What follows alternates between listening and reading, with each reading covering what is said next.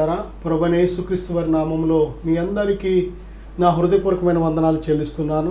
Media ద్వారా ఈ వాక్యాన్ని ఆలకిస్తున్న మిమ్మలను ప్రభు బహుగా దీవించునుగాక. అలాగే ఈరోజు దేవుడు వెతుకుచున్న మనుషులు అనే అంశం మీద దేవుని మాటలు మనం ధ్యానం చేయబోతున్నాం. దేవుని వాక్యం ధ్యానించే ముందుగా చిన్న ప్రార్థన చేసుకుందాం. పరిశుద్ధాత్మ దేవుని సహాయాన్ని మనం కోరుకుందాం. పరిశుద్ధాత్మ దేవా, వందనాలయ్యా, మీ నామంలో చేరినాం తండ్రి. యేసు క్రీస్తు అనే మీ నామంలో ఇద్దరు ముగ్గురు ఎక్కడ కూడింద్రో వారి మధ్య ఉందని సెలవిచ్చిన మా ప్రియ ప్రభువా, ఇదిగో మీడియా ద్వారా ఎంతమంది మాటలు ఆలకిస్తున్నారు, వారిని దర్శించండి నాయన. మీ పరిశుద్ధాత్మ శక్తితో నింపండి అయ్యా. లేవనెత్తండి, ఘనమైన పాత్రలుగా నాయన, మీ దృష్టిలో పడే పాత్రలుగా, మీరు కోరుకునే పాత్రలుగా, మీరు ఇష్టపడే పాత్రలుగా వారి జీవితాలు ఉన్నట్టుకు సహాయం దయచేయమని, కొద్ది నిమిషాలు నాయన వాక్యం ద్వారా మాతో మాట్లాడమని, వినే చెవి గ్రహించే హృదయం దయచేయమని యేసుక్రీస్తు వారి నామంలో ప్రార్థిస్తున్నాను తండ్రి, ఆమేన్. ప్రియబిడ్డలారా, ఈరోజు దేవుని వాక్యాంశము దేవుడు వెతుకుచున్న మనుషులు. దేవుడు ఎవరిని వెతుకుతున్నాడు, ఎటువంటి వారి కోసం ఎదురు చూస్తున్నాడు అని మనం చూసినట్లయితే బైబిల్ గ్రంథంలో చాలా చక్కటి గొప్ప సత్యాలు మనం నేర్చుకోగలం. తన ఎడల యథార్థ హృదయము గల వారిని బలపరచుటకై యెహోవా కనుదృష్టి లోకమందంతటను సంచారము చేయుచున్నది. తన యందు యథార్థ హృదయము గల వారిని బలపరచుటకై దేవుని కనుదృష్టి లోకమందంతటా సంచారము చేయుచున్నది. దేవుని అందలి యథార్థమైన హృదయము. హృదయాలు చాలా రకాలు. ప్రియబిడ్డలారా, యథార్థమైన హృదయము కలిగి ఉండుట అది గొప్ప ధన్యత, గొప్ప ఆశీర్వాదం. అది దేవుడిచ్చే గొప్ప ఉన్నతమైన కృప. యథార్థమైన జీవితం, యథార్థ హృదయం కలిగిన వారికే ఉంటుంది. యథార్థత అనేది నటించేది కాదు, జీవించేది. యథార్థత అనేది దేవునికి ఇష్టమైన ప్రవర్తన. యథార్థత అనేది దేవుని బిడ్డలారా గొప్ప ప్రతిఫలము తెచ్చిపెట్టే గుణం అది. యథార్థత, ఇటువంటి యథార్థత దేవుని బిడ్డలారా మనం ఎప్పుడైతే కలిగి ఉంటామో మనుష్యుల దయందు వర్ధిల్లుతాం, దేవుని దయందు వర్ధిల్లుతాం. యథార్థ హృదయం నిజమే ప్రియబిడ్డ. హృదయంలో ఏదైతే ఉందో బయట అదే మాట్లాడడం.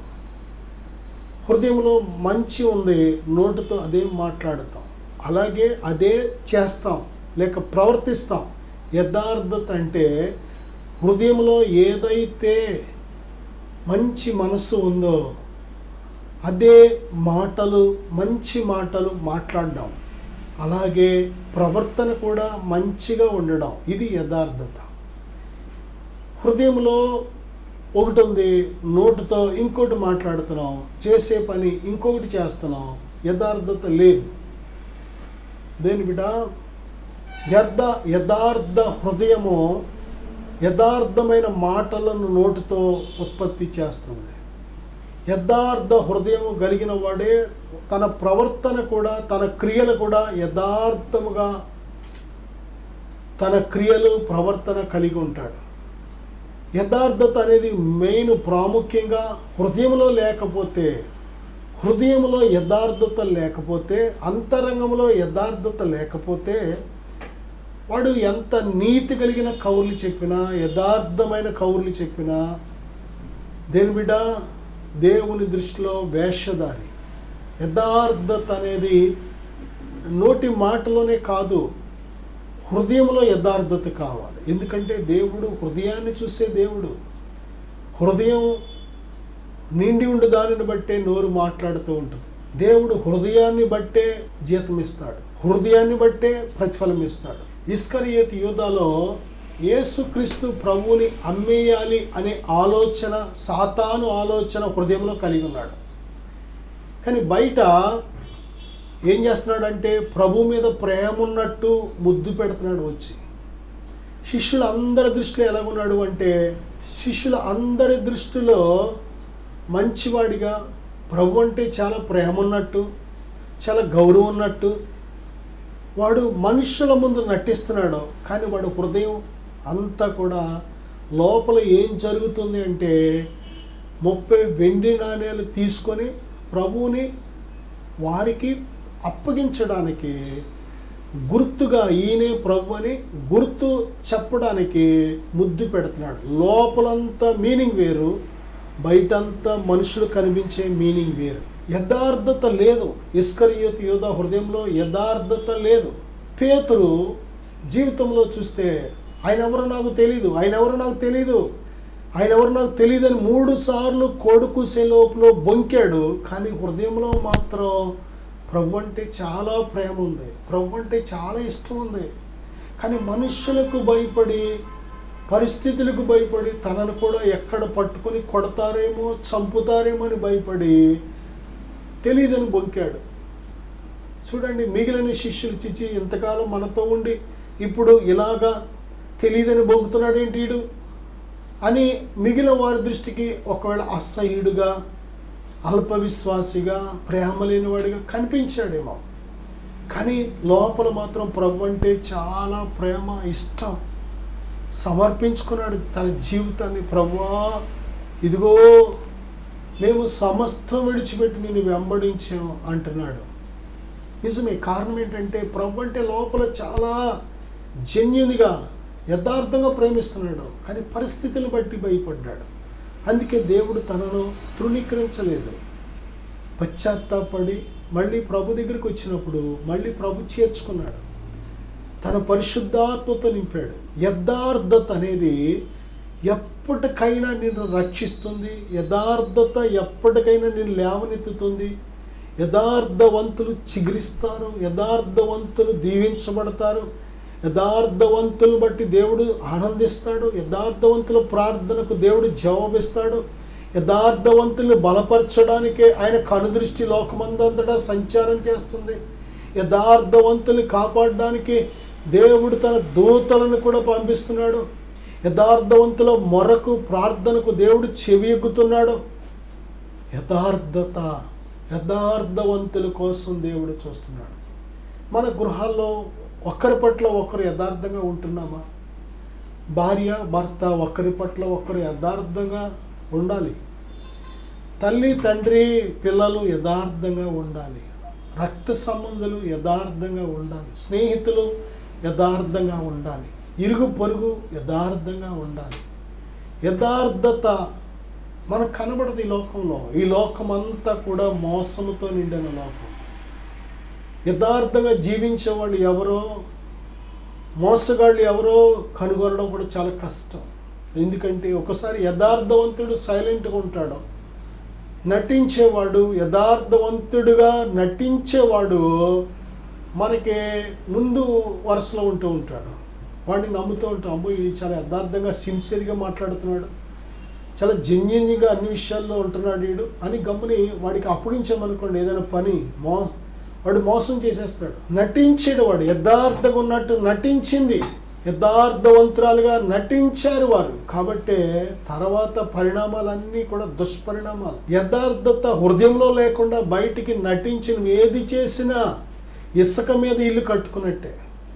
హృదయంలో యథార్థత కావాలి. యథార్థవంతుల కోసం దేవుడు వెతుకుతున్నాడు. రెండవదిగా చూస్తే యోహాను సువార్త 4వ అధ్యాయం 23వ వచనంలో, అయితే యథార్థముగా ఆరాధించువారు ఆత్మతోనూ సత్యముతోనూ తండ్రిని ఆరాధించు కాలము వచ్చుచున్నది, అది ఇప్పుడును వచ్చి ఉన్నది, తన్ను ఆరాధించువారు అట్టివారే కావాలని తండ్రి కోరుచున్నాడు. దేవుడు ఆత్మ కనుక ఆయనను ఆరాధించువారు ఆత్మతోనూ సత్యముతోనూ ఆరాధింపవలెను.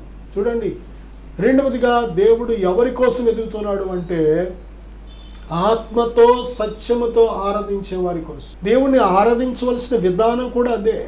దేవుణ్ణి ఎలాగ ఆరాధించాలి అంటే ఆత్మతో సత్యముతో ఆరాధించాలి. యోహాను సువార్త 4:24 కూడా దేవుడు ఆత్మ, దేవుడు ఆత్మ అయి ఉన్నాడు. 3 ఆత్మలు ఈ ప్రపంచంలో పనిచేస్తున్నాయి. ఒకటి దేవుని ఆత్మ, సృష్టికర్త అయిన దేవుడు, సర్వశక్తిమంతుడైన దేవుడు, సర్వోన్నతుడైన దేవుడు, సర్వాధికారి అయిన దేవుడు, ఆయన ఆత్మ అయిన దేవుడిగా ఉన్నాడు. దేని బిడ్డలారా, త్రియేక దేవుడు ఆయన మానవ శరీర ఆకారాన్ని దాల్చి వచ్చాడు అంతే. యేసుక్రీస్తు అనే గొర్రె పిల్లగా వాక్యమైన దేవుడు యోహాను సువార్త 1:14 ఆ వాక్యము శరీరధారి అయి కృపా సత్య సంపూర్ణుడిగా మన మధ్య నివసించెను. వాక్యమైన దేవుడు, ఉన్నవాడు అనువాడు అనైన దేవుడు, ఆది నుండి ఉన్నవాడు అంచము వరకు ఉండేవాడైన దేవుడు ఆత్మయే ఉన్నాడు. రెండవదిగా చూస్తే మానవ ఆత్మ, దేని బిడ్డలారా, డివైన్ స్పిరిట్. రెండోది హ్యూమన్ స్పిరిట్. దేవుడు మనలను ఆత్మనే దీపంతో దేవుడు వెలిగించాడు. ఆత్మ ఉన్నది, ప్రతి మనిషిలో ఆత్మ ఉన్నది. ఆత్మే మానవుడు, శరీరం కాదు.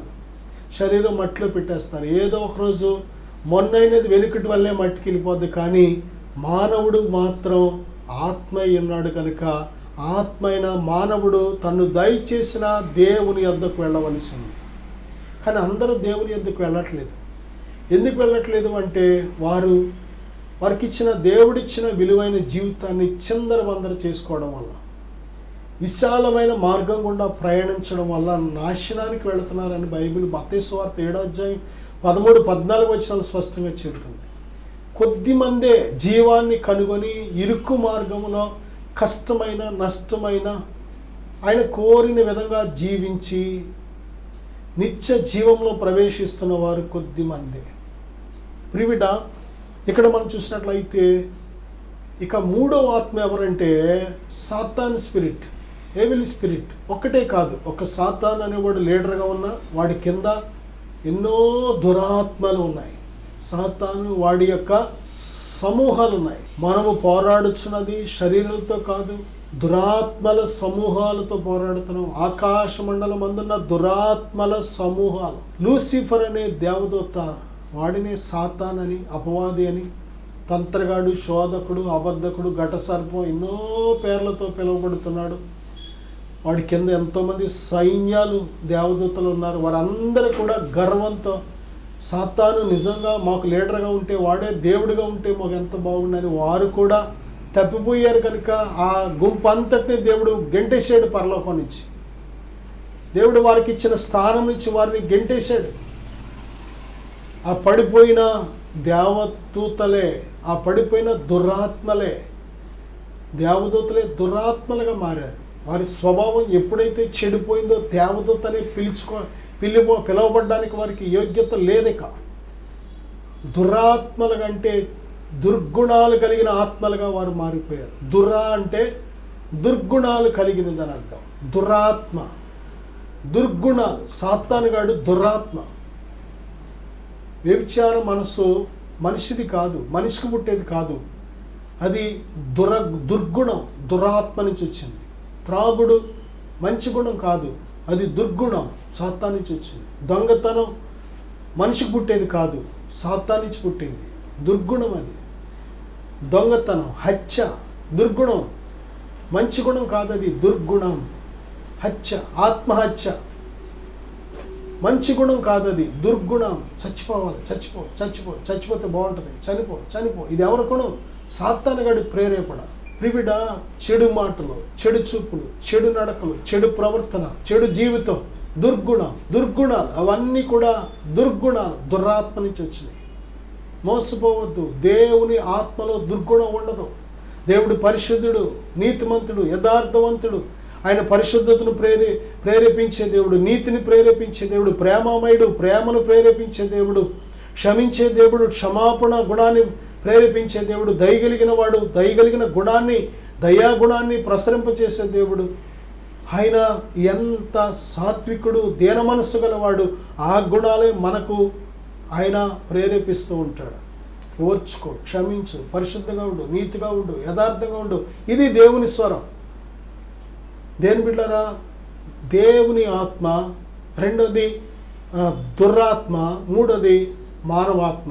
మనందరిలో కూడా దేవుడు ఆత్మను పెట్టాడు. ప్రతి మనిషి కూడా ఆత్మయే ఉన్నాడు.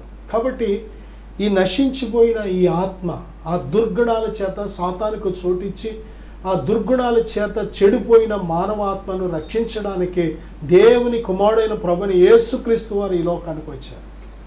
ప్రిబిడ, ఆ దేవుడు ఆత్మ కనుక ఆత్మ అయిన దేవుణ్ణి ఎలాగ ఆరాధించాలి అంటే మన ఆత్మతోనే ఆరాధించాలి.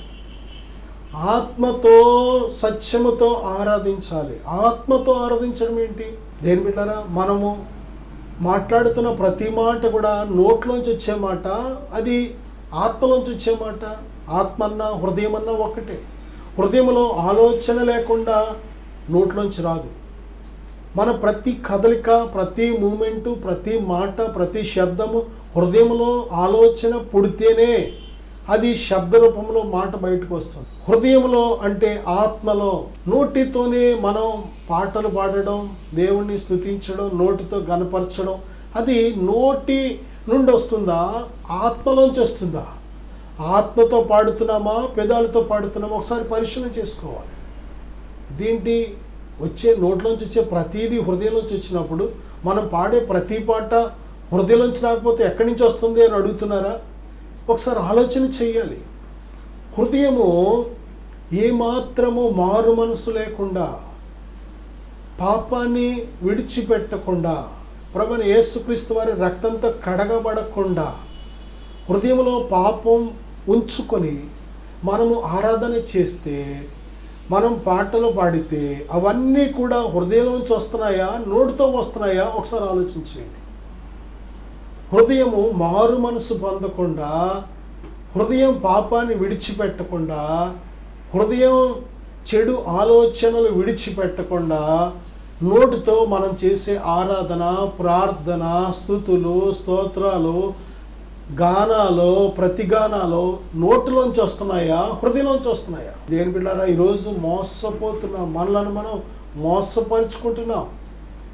పెదవులతో ఈ ప్రజలు నన్ను తమ పెదవులతో గనపరుచుచున్నారు కానీ వారి హృదయము నాకు దూరముగా ఉంది అని దేవుడు చాలా వేదన పడుతున్నాడు. మనం దేవుని స్తుతిస్తే, ఆరాధిస్తే మనకి చాలా మంచిది, దేవునికి చాలా సంతోషం. దేని బిడ్డారా, మన పిల్లలు మన దగ్గరకు వచ్చి ముద్దు పెట్టుకుని మా అమ్మ చాలా మంచిది అంటే ఆ తల్లికి ఎంత సంతోషమో. కని పెంచి పెద్ద చేసిన ఆ తల్లిని మా నాన్న మా అమ్మ మంచోళ్ళు అంటే ఆ తల్లిదండ్రికి చాలా సంతోషం. అబ్బో నా బిడ్డ ఏంటి పొగుడుతున్నాడు, ఏం కావాలి అని, వారికి ఏమి కావాలి అని ఆలోచిస్తారు వాళ్ళు. నిజమే దేని బిడ్డలారా, దేవుణ్ణి మనం ఏనాడైనా గణపరుస్తున్నామా? ప్రాణం ఇచ్చాడు, ఆత్మ ఇచ్చాడు, దేహం ఇచ్చాడు, తినడానికి ఇచ్చాడు, త్రాగడానికి ఇచ్చాడు, కట్టుకోవడానికి ఇచ్చాడు, ఉండడానికి ఇచ్చాడు, అన్నీ ఇచ్చాడు దేవుడు. ప్రతిరోజు ప్రతి క్షణము ఆయన ఇచ్చిన వాటితోనే మనం బతుకుతున్నాం. ఏనాడైనా మన బతుకులో ఈ నోటితో, ఈ పెదాలతో దేవుడు ఎంత మంచి దేవుడని అనగలిగామా? ప్రతిరోజు తింటున్నాం, తాగుతున్నాం, కట్టుకుంటున్నాం, అనుభవిస్తున్నాం, గాలి పీల్చుకుంటున్నాం, నీళ్లు తాగుతున్నాం, భోజనం చేస్తున్నాం, చక్కగా నిద్రపోతున్నాం. ఇన్ని అనుభవిస్తూ ఏ నాడైనా దేవుడిని స్తుతిస్తున్నామా? మనం దేవునిని స్తుతించుట మంచిది అని బైబిల్ పదే పదే చెప్పి. దేని బిడ్డలారా, నిజంగా దేవుని ఆత్మతో ఆరాధించాలి, మనం ఆత్మతో సేవించాలి. అందుకే అపొస్తలుడైన పౌలు అంటాడు కదా, నా ఆత్మ యందు నేను సేవించుచున్న దేవుడు, నేను ఎవరిని సేవించుచున్నాను అంటాడు. అబ్రహాం కూడా నేను ఎవరిని సేవించుచున్నాను ఆ దేవుడు నీకు తన దూతను ముందుగా పంపించునని తన దాసుడని ఎలియాజరుతో చెప్తున్నాడు. దేని బిడ్డలారా, రాజు అంటున్నాడు దానియేలుతో, అనుదినము నీవు తప్పక సేవించుచున్న నీ దేవుడు నిన్ను రక్షింపగలిగినా అని అడుగుతున్నాడు. నీవు ఆత్మలో సేవిస్తున్నావా దేవుణ్ణి? పిదాలతోనే సేవిస్తున్నావా? దేవుడు ఎవరిని కోరుతున్నాడంటే ఆత్మతో, సత్యముతో ఆయనను ఆరాధించేవారిని, ఆయనను సేవించేవారిని, ఆయనను స్తుతించేవారిని ఆయన కోరుతున్నాడు. ఇదంతా కూడా ఏదో మన తృప్తి కోసం. పక్క వాళ్ళు ఏమనుకుంటారో అలా అనకపోతే, చప్పట్లు కొట్టినట్టు నటించకపోతే, ఏదో మనం మాట్లాడుతూ పాట పాడినట్టు, పెదాలు కదిపినట్టు, ఏదో శబ్దం బయటకు వచ్చినట్టు, ఒక మొక్క అంటున్నట్టు, ఇది కాదు ఆరాధన. ఆత్మతో, ఆత్మలో కపటము లేకుండా, హృదయంలో పాపము లక్ష్యము లేకుండా, హృదయాన్ని కడుక్కొని, హృదయాన్ని ప్రభువైన యేసుక్రీస్తు వారి రక్తంతో కడుక్కొని నువ్వు ఎలాగ పాడినా దేవునికి ఇష్టమే. వచ్చిరాని పాటలు, నత్తి పాటలు, పిచ్చి పాటలు ఎలాగ పాడినని ఆయనకి ఇష్టమే. హృదయం కడుక్కోకుండా, హృదయంలో చెడుతనం ఉంచుకొని, హృదయంలో పాపం ఉంచుకొని, హృదయంలో అవిశ్వాసం ఉంచుకొని, హృదయంలో భక్తిహీనత ఉంచుకొని, హృదయంలో తిరుగుబాటు ఉంచుకొని నువ్వు పాటలు ఎంత అందంగా పాడినా, ఎంత చక్కటి స్వరాలతో, వినసొంపుతో, వాయిద్యాలతో పాడినా దేవునికి అసహ్యం. మోసపోవద్దు. దేవునికి అక్కర్లేదు అలాంటి ఆరాధన. దేవునికి అక్కర్లేదు. నిన్ను మోసపరుచుకునే ఆరాధన దేవుడికి ఎందుకు? నువ్వు సత్యముతో ఉంటే, నువ్వు ఆత్మతో చేసే, ఆత్మల కపటము లేకుండా ఉంటే, నువ్వు జెన్యూన్గా బ్రతుకుతూ దేవుణ్ణి సేవిస్తే దేవునికి చాలా ఇష్టం. మన పిల్లలు చిన్నప్పుడు వారికి భాష మాట్లాడడం రాలేనప్పుడు వచ్చిరాని మాటలు, నత్తి మాటలు, పిచ్చి పిచ్చి మాటలు మాట్లాడుతూ ఉంటారు. ఆ మాటలు తల్లికి తండ్రికి ఎంతో ఇష్టం, రికార్డ్ కూడా చేసుకుంటూ ఉంటారు. ఎందుకంటే జెన్యూన్, అవి యథార్థమైన హృదయంతో వస్తాం. వారికి ఏ పాపము, ఏ కల్మషం వారికి తెలియదు. కాబట్టి వారు ఏ నత్తిగా మాట్లాడిన దేవునికి ఇష్టం. కానీ పెద్ద అయిపోయిన తర్వాత, పెళ్ళిళ్ళు అయిపోయి పిల్లలు పుట్టేసిన తర్వాత అమ్మా నాన్న దగ్గరికి వచ్చి చాలామంది మాట్లాడుతూ ఉంటారు, కొడుకులు కూతుళ్ళు. అమ్మా బాగున్నావా? కానీ లోపలంతా వాడికి సరైన ప్రేమ లేదు. మనుషుల కోసం, ఏదో మొఖమాటం కోసం, మనుషులు ఏమనుకుంటారో అనుకొని, దేని బిడ్డారా, పెదాలతో, హృదయంలో నిజంగా ప్రేమ అయితే ఉండదు వాళ్ళకి. పెదాలతో బ్రతికుండగా అమ్మకే బాబుకి ముద్ద పెట్టరు, కానీ వాళ్ళు చచ్చిపోతే మాత్రం లక్షలు పెట్టేసి భోజనాలు, గిఫ్ట్లు. దేని బిడ్డారా, మోసపోవద్దు. హృదయంలో లేకుండా నువ్వు బయట ఎంత మేకప్ చేసినా మనుషులు అనుకుంటారు, అయ్యి బాబోయ్ ఎంత ప్రేమ, వాళ్ళ అమ్మ నానంటే ఎంత ఘనంగా చేశాడు దినాలు, బయట చెప్పుకుంటారు జనాలకు. అది దేవునికి నువ్వు అలా చేయక్కర్లేదు. వాళ్ళు బతికుండగా కాపీ 2 ఇడ్లీ పెట్టు, వాడికి చక్కగా ఒక్క ముద్ద పెట్టు, మనసారా వారిని పలకరించు. దేని బిడ్డారా, దేవుడు ఆత్మతో, సత్యముతో ఆయన ఆరాధించే వారి కోసం ఎదురు చూస్తున్నాడు దేవుడు. హెబ్రీ పత్రిక 11:6 విశ్వాసము లేకుండా దేవునికి ఇష్టుడైనట్టు అసాధ్యం. దేవుని యొద్దకు వచ్చేవాడు ఆయన ఉన్నాడనియు, తను వెదకు వారికి ఫలము దయచేవాడనియు నమ్మవలెను కదా. దేవుడు ఎవరి కోసం ఎదురు చూస్తున్నాడో తెలుసా? ఆయన యందు విశ్వాసం ఉంచిన వారు. దేని బిడ్డలారా, దేవుని యొద్దకు వస్తున్న మనము, దేవునికి ప్రార్థిస్తున్న మనము, ఆరాధిస్తున్న మనము, ఉపవాసం చేస్తున్న మనము, ఆయన కోసం సాక్ష్యం చెబుతున్న మనము, ఆయనను ప్రేమిస్తున్నామని చెప్పుకొనిచున్న మనము నిజముగా ప్రభువునందు విశ్వాసం ఉంచామా? ప్రభువుని నిజంగా నమ్మామా? భార్య మీద భర్త నమ్మకం. పనికి వెళ్తున్నాడంటే, ఉద్యోగానికి వెళ్తున్నాడంటే నమ్మకం. భర్త మీద భార్యకు నమ్మకం. ఆ నమ్మకం లేకపోతే కాపురాలు ఉండవు. పిల్లలు స్కూల్కి వెళ్ళినా, కాలేజీకి వెళ్ళినా, బయటికి వెళ్ళారంటే నమ్మకం. నా కూతురు మంచిది, నా కొడుకు మంచోడు, వాడు తప్పుడు పనులు చేయడు, నా కూతురు ఎటువంటి చెడు సాంగత్యాలు చెయ్యదు అనే తల్లికి తండ్రికి నమ్మకం. దేని బిడ్డారా, ఆ నమ్మకాన్ని బట్టే ఈరోజు ఇంకా ఈ భూమి మీద కుటుంబాలు, కాపురాలు, జీవితాలు నిలబడుతున్నాయి. కనీసం ఆ నమ్మకం కూడా లేకపోతే అసలు బ్రతకలేరు ఎవరు. ఆ నమ్మకం చాలా ప్రాముఖ్యమైంది. మనం ఆటో ఎక్కామంటే ఆటో నడిపే వ్యక్తి మీద నమ్మకం. మనం మటన్ షాప్కి వెళ్ళి మటన్ కొట్టించుకున్నామంటే ఆ మటన్లో ఎటువంటి పాయిజన్ ఆయన ఎక్కించడానికి, ఆ మటన్ తింటే మనం క్షేమంగానే ఆరోగ్యంగానే ఉంటాం, మంచిదే ఈ మటను అనే మటన్ షాప్ మీద నమ్మకం, చికెన్ షాప్ మీద నమ్మకం. కిరాణా షాప్కి వెళ్తే ఆ షాప్ వస్తువులన్నీ కూడా మంచిగా కడతాడు ఈయన, పాయిజన్ మనం చనిపోయేవి ఏమీ కట్టడో అని నమ్మకం ఆయన మీద. హోటల్కి వెళ్ళామంటే ఆ మంచినీళ్ళు కానీ, ఆ టిఫిన్ కానీ, లేకపోతే ఏది తిన్నా ఏది తాగిన నమ్మకం. నమ్మకం లేకపోతే ఎక్కడికి వెళ్ళాం, చుట్టాలింటికి వెళ్ళాం, బంధువులింటికి వెళ్ళాం, ఎక్కడికి వెళ్ళలేం. ఆఖరికి ఇంట్లో వాళ్ళు ఒకరు పెట్టిన భోజనం ఒకరు తినడానికి కూడా తినరు. నమ్మకం లేకపోతే. నమ్మకం అనేది చాలా ప్రాముఖ్యం. మనం అందరినీ నమ్ముతున్నాం, అన్నిటినీ నమ్ముతున్నాం, కానీ మనను సృజించిన దేవునిని, మన కోసం సిలువలో ప్రాణం పెట్టి చనిపోయి తిరిగి లేచిన దేవుని ఎందుకు నమ్మలేకపోతున్నాం? ఇన్ని ఆధారాలు దేవుడు ఇస్తున్నాడే. తను ఉన్నవాడు, అనువాడని, ఆయన సమస్తాన్ని సృజించిన దేవుడని ఇన్ని ఆధారాలు దేవుడు మనకిస్తుంటే ఎందుకు మనం దేవుడు నమ్మలేకపోతున్నాం? అందుకే దేవునికి ఆయనను నమ్మిన వారంటే చాలా ఇష్టం. దేవుని యొద్దకు వచ్చేవాడు దేవుడు ఉన్నాడనియు, తను వెదకు వారికి ఫలము దయచేవాడనియు నమ్మాలి కదా. నమ్మకం లేకుండా దేవుని యొద్దకు ఎన్ని సంవత్సరాలు వచ్చినా ఒక్క మేలు కూడా పొందుకోలేం. ఆవగింజంత విశ్వాసం అంటే చాలు, అలా వస్తా అలా పొందుకుంటాం, అలా వస్తా అలా పొందుకుంటాం, అలా వస్తా అలా పొందుకుంటాం.